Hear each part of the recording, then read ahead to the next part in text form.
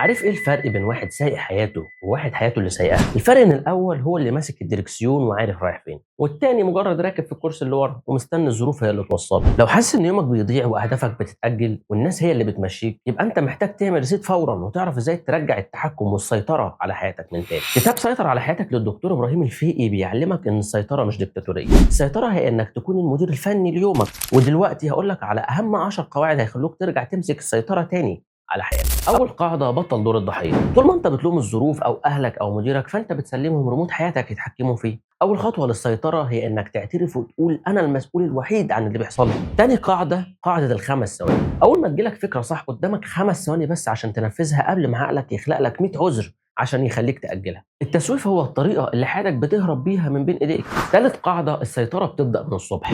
لو اول حاجه بتعملها انك تصحى تمسك التليفون، فانت بدات يومك كرد فعل لغيرك. سيطر على اول ساعه في يومك، هتسيطر على يومك كله. رابع قاعده: اتعلم تقول لا.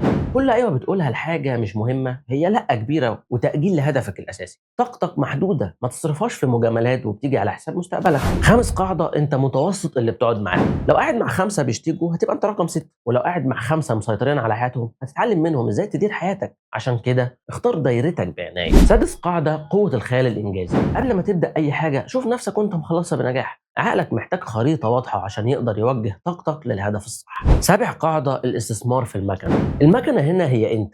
القائد الناجح هو اللي بيطور مهاراته كل يوم. كل معلومة جديدة بتتعلمها هي سلاح جديد في ايدك. تامن قاعدة: المرونة التكتيكية. لو الطريق اتسد ما تقفش تندب حظك، غير الطريق بس ما تغيرش الهدف. السيطرة هي انك تكون مرن في الوسيلة لكن حازم في الغاية. تاسع قاعدة: نظم بيئتك تسيطر على دماغك. صعب تسيطر على حياتك وانت قاعد في فوضى.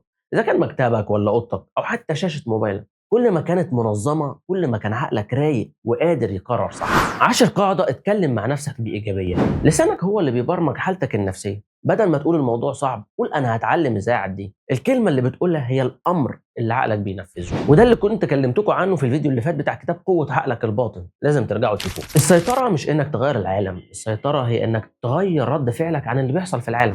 اللي ماسك الدركسيون هو اللي بيحدد المحطة الجاية، انت بقى ناوي محطتك الجايه تكون فين. لو الفيديو ده فادك ما تنساش تعمل لايك وفولو عشان لسه مكملين في سلسله ال100 كتاب اللي هيغيروا طريقه تفكيرك. وقول لي في الكومنتات ايه اول قرار هتاخده النهارده عشان تقدر تسيطر على حياتك.